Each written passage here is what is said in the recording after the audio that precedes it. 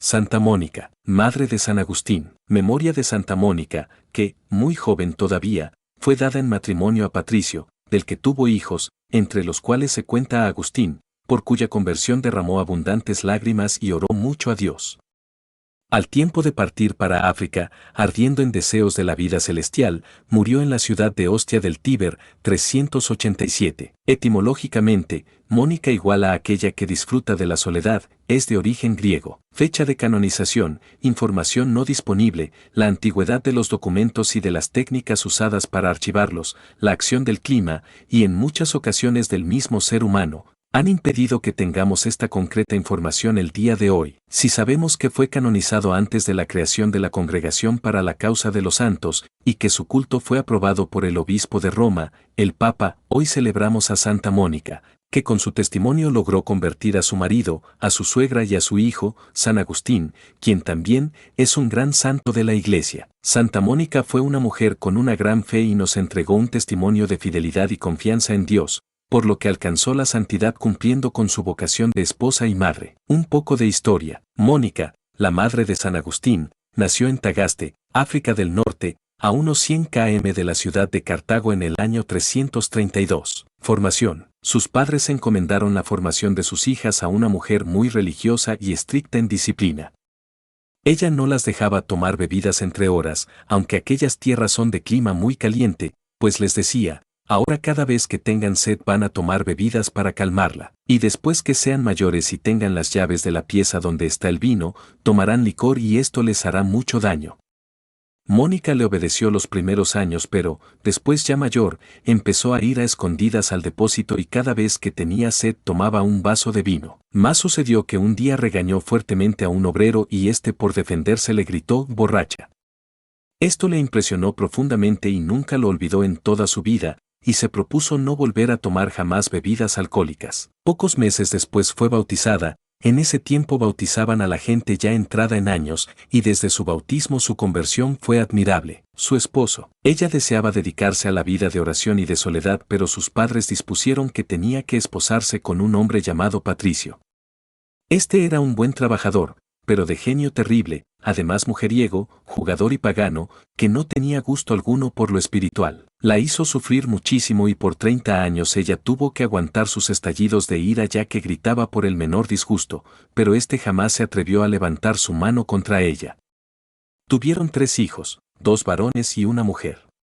Los 2 menores fueron su alegría y consuelo, pero el mayor Agustín la hizo sufrir por varias décadas. La fórmula para evitar discusiones. En aquella región del norte de África donde las personas eran sumamente agresivas, las demás esposas le preguntaban a Mónica por qué su esposo era uno de los hombres de peor genio en toda la ciudad, pero que nunca la golpeaba, y en cambio los esposos de ellas las golpeaban sin compasión. Mónica les respondió: es que, cuando mi esposo está de mal genio, yo me esfuerzo por estar de buen genio. Cuando él grita, yo me callo. Para pelear se necesitan 2 y yo no acepto entrar en pelea, pues, no peleamos. Viuda, y con un hijo rebelde. Patricio no era católico, y aunque criticaba el mucho rezar de su esposa y su generosidad tan grande hacia los pobres, nunca se opuso a que dedique de su tiempo a estos buenos oficios.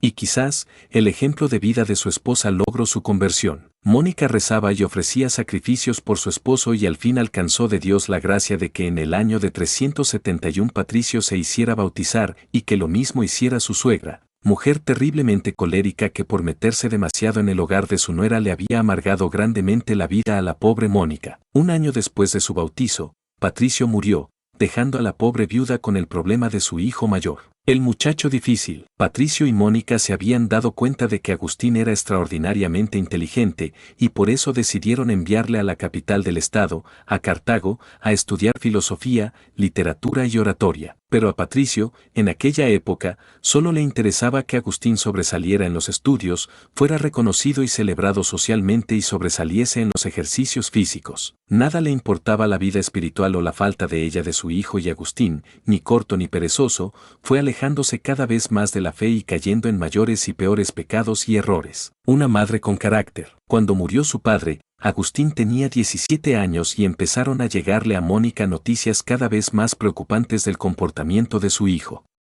En una enfermedad, ante el temor a la muerte, se hizo instruir acerca de la religión y propuso hacerse católico, pero al ser sanado de la enfermedad abandonó su propósito de hacerlo. Adoptó las creencias y prácticas de la secta maniquea, que afirmaban que el mundo no lo había hecho Dios, sino el diablo. Y Mónica, que era bondadosa pero no cobarde, ni débil de carácter, al volver su hijo de vacaciones y escucharle argumentar falsedades contra la verdadera religión, lo echó sin más de la casa y cerró las puertas, porque bajo su techo no albergaba a enemigos de Dios. La visión esperanzadora. Sucedió que en esos días Mónica tuvo un sueño en el que se vio en un bosque llorando por la pérdida espiritual de su hijo. Se le acercó un personaje muy resplandeciente y le dijo: tu hijo volverá contigo. Y enseguida vio a Agustín junto a ella. Le narró a su hijo el sueño y él le dijo lleno de orgullo, que eso significaba que ello significaba que se iba a volver maniquea, como él.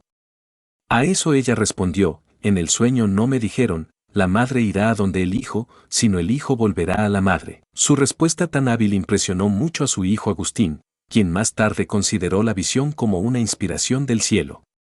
Esto sucedió en el año 437.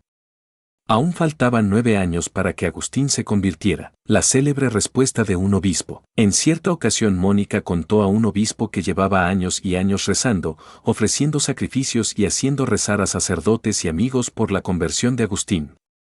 El obispo le respondió: esté tranquila, es imposible que se pierda el hijo de tantas lágrimas. Esta admirable respuesta y lo que oyó decir en el sueño, le daban consuelo y llenaban de esperanza, a pesar de que Agustín no daba la más mínima señal de arrepentimiento. El hijo se fuga, y la madre va tras de él. A los 29 años, Agustín decide irse a Roma a dar clases. Ya era todo un maestro. Mónica se decide a seguirle para intentar alejarlo de las malas influencias, pero Agustín, al llegar al puerto de embarque, su hijo por medio de un engaño se embarca sin ella y se va a Roma sin ella. Pero Mónica, no dejándose derrotar tan fácilmente, toma otro barco y va tras de él. Un personaje influyente. En Milán, Mónica conoce al santo más famoso de la época en Italia, el célebre San Ambrosio, arzobispo de la ciudad.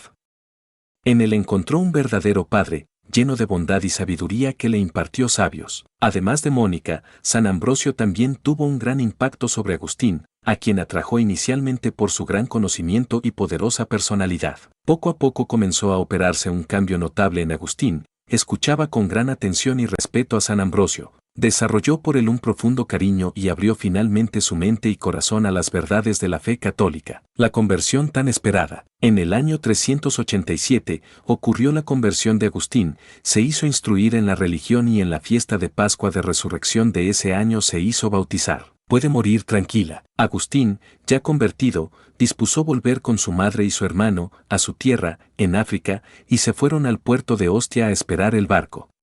Pero Mónica ya había conseguido todo lo que anhelaba esta vida, que era ver la conversión de su hijo.